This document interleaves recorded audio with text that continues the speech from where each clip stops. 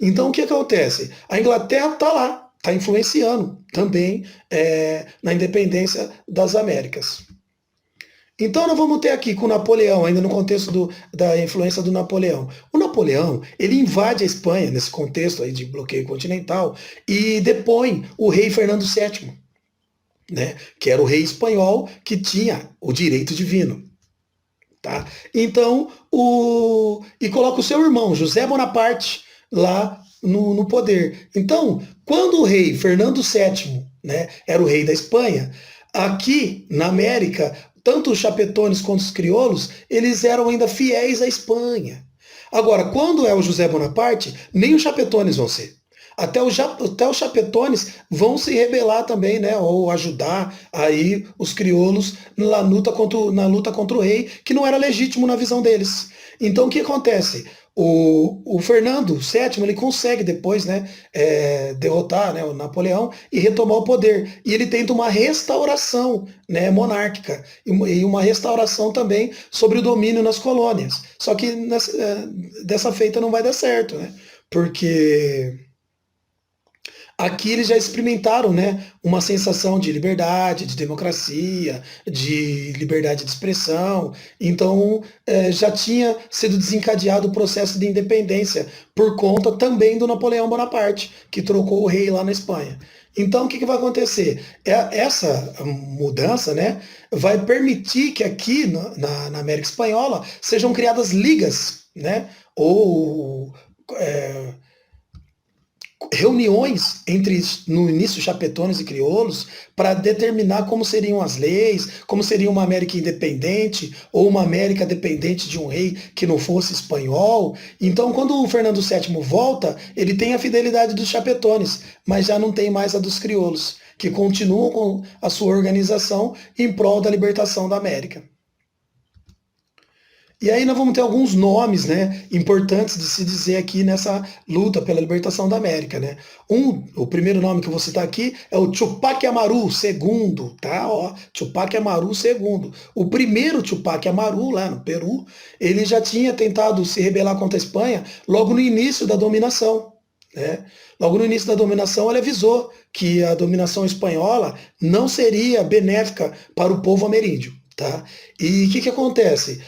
No contexto da libertação da América, nós vamos ter o Tupac Amaru II, que é esse cara aqui. Né? Não existem muitos detalhes em biografias, mas a importância desse homem é indiscutível. José Gabriel Condorcanqui Nogueira nasceu no dia 19 de março de 1738 e morreu em 18 de maio de 1781. Ele foi um cacique peruano, descendente dos imperadores incas. Foi também líder da revolta que recebeu seu nome, guiando os índios, descendentes dos incas, contra os espanhóis. Né? Tanto o Tupac Amaru I quanto o Tupac Amaru II, né, eles foram derrotados pelos espanhóis. Só que o Tupac Amaru II ele não chamava Tupac Amaru, ele era José Gabriel. Ao estudar, né, na faculdade e ter ali uh, o conhecimento da história do seu povo, ele descobriu quem ele era, ele teve, né, uma crise identitária, né, ao encontrar sua identidade, ele então colocou o nome de Tupac Amaru II, e alguns dizem que foi ele que iniciou a luta pela independência contra os espanhóis. E nós vamos ter os dois grandes nomes da independência, né, que é o José de San Martín e o Simão Bolívar, né, que são conhecidos como os Libertadores da América. Não à toa o campeonato, né, tem esse nome, Libertadores da América, em homenagem aos seus libertadores, Simão Bolívar, da Venezuela, e José de San Martín, da Argentina. Então, o que acontece? Em 1816, a Argentina proclama sua independência no Congresso de Tucumã, sob o comando de São Martín. Ao sul, Martín também liberta o Chile e o Peru, enquanto ao norte, Simão Bolívar liberta a Venezuela, Colômbia e Equador. São Martín defendia um governo monárquico constitucional. Simão Bolívar defendia a República da América do Sul, forte e unida. Então, o Simão Bolívar também libertou o Panamá, tá? Segue aqui um QR Code, né? Com link, né? Também vai estar aí no anexo da aula, de um vídeo sobre cada um aí, né, rapidinho, uma biografia animada do Simão Bolívar, do José de San Martín, que é interessante ver e conhecer para saber um pouquinho mais sobre eles. Então, o que acontece? Então, o que acontece? O Simão Bolívar e o José de San Martín, cada um libertou uma parte da América. Aí eles vão se encontrar lá no Equador, né? E em Guayaquil. E eles fazem uma reunião, né? Na verdade, não se tem um relato oficial do que foi dito nessa reunião, mas os dois precisavam entrar num acordo e não entraram. Tá? O Simão Bolívar, ele conversou com o José de San Martín e o San Martín se mostrou monarquista.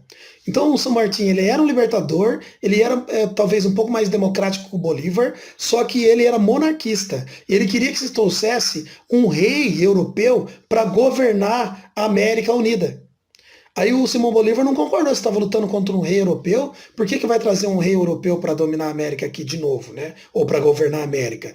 E o Simão Bolívar já tinha uma outra ideia. Ele libertou a América dos espanhóis, mas ele queria que a América fosse a Gran Colômbia, um grande país, né? A união de todos os países aí da América do Sul, mais o Panamá, né? Que iria se chamar Gran Colômbia e seria governado por ele, Simão Bolívar, né? E aí o que acontece com o Simão Bolívar? Ele chegou, né, a governar lá um país que chamava Gran Colômbia, né, que era Colômbia, Peru, Equador, Panamá, né, e Venezuela. E só que aí a Venezuela logo já impediu ele de entrar na Venezuela. No final ele foi impedido de entrar na Venezuela e vai lembrar que ele era venezuelano, tá? Então o que acontece? Aí hoje, né, em aulas de atualidades, nós vamos ter um fenômeno que já vou explicar, que chama bolivarismo. Então o bolivarismo significa dizer, né, que quem defende quer uma América unida, uma união dos países, ou num bloco econômico, ou na união das fronteiras, tornando um país só, tá? Aí nós vamos falar também de uma independência importante, que foi a independência do México, né? A independência do México em 1810. Camponeses exigiam a independência e destruição de terras. Líderes como o Padre Hidalgo e José de Maria Morales, exército era de 80 mil pessoas. Crioulos chapetones eram contra a independência do México e mandaram fuzilar o Padre Hidalgo. Por que aqui tem isso daqui, né? O general espanhol Agustín Iturbe comanda o exército contra os mexicanos. O general Iturbe toma o poder e proclama a independência do México. O general Agustín Iturbe proclama-se imperador Agustín I. Os crioulos do México entram em confronto contra o imperador Agustín. O imperador Agustín perde e proclama a república. Então, por que no México, o México que é um país, né, que tem origem no povo azteca, a revolta, né, ou a independência, ela foi ameríndia, né, ela foi liderada pelo povo, pelos ameríndios. Então os crioulos também inicialmente eram contra. Por quê? Os crioulos aqui na América eles eram favoráveis a uma independência da Espanha e uma independência deles, elite crioula. Tá? Então a independência do México e do Uruguai, como a gente vai ver depois, ela foi um pouquinho diferente da dos outros países aqui da América. O Padre Hidalgo foi a figura central aqui, né, da independência, né, do México, porque ele defendia, né, o direito dos camponeses, o direito da gente da terra. E aí vamos ter nesse contexto de independências também, né, dos países, a teoria do destino manifesto. Né? Nós falamos das várias influências que estão acontecendo aqui, e nós vamos ter a influência, lógico, dos Estados Unidos. Né? Então os Estados Unidos, eles criaram uma teoria que, segundo a qual os Estados Unidos, né, eram responsáveis por levar o progresso e a civilização para o resto do mundo, né, no caso aqui para o continente, mas para o resto do mundo. Então, a teoria do destino manifesto transforma os Estados Unidos num país responsável, né, entre aspas, padrinho da libertação dos outros países da América. E a doutrina Monroe, né, criada pelo presidente James Monroe em sua mensagem no Congresso em 2 de dezembro de 1823. A América é para os americanos. O seu pensamento consistia em 3 pontos. Não criação de novas colônias nas Américas. Não intervenção nos assuntos internos dos países americanos. A não intervenção dos Estados Unidos em conflitos relacionados aos países europeus, como guerras entre países e suas colônias. Então, resumindo, os países teriam uma liberdade democrática, seriam governados por gente do seu país, né? Mas, na verdade, para essa independência, né, como aconteceu, é fato histórico, eles seriam uma dependência econômica em relação aos Estados Unidos. Porque nós vamos ver depois que para ficar independente tem que pagar. Né? Não é assim tão fácil, né? Não é só ganhar uma guerra, tem que pagar para ficar independente, tem que contrair alguns empréstimos, né? Tem que começar uma vida de gente de país independente, né? Então, a doutrina Monroe, América para os americanos, também vai influenciar, né? E os Estados Unidos, né? Ele é exemplo de república, de país independente, que tem uma constituição, né? Então, todos os países aqui na América, eles vão meio que copiar, né, esse modelo, esse novo modelo de governo que está na moda aí.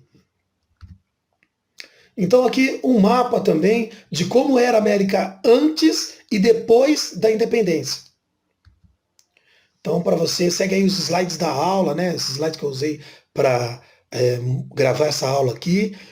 Tá disponível para você aí na plataforma. Se você quiser olhar melhor, ver de perto, né?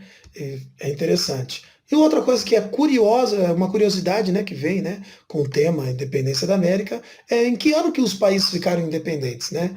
Então temos aqui, né, um pequeno gráfico, né, com o ano em que os países proclamaram a sua independência, né? E se tornaram aí, né? Ou impérios, ou repúblicas, ou primeiro um rápido império para depois se tornar uma república. E nós vamos ter nesse contexto, né? Não menos importante, né? Ou talvez mais interessante, a independência do Haiti, né? Que eu vou comentar com vocês aí numa próxima aula. Vou falar só da independência do povo negro do Haiti. Um grande abraço a todos e até a próxima.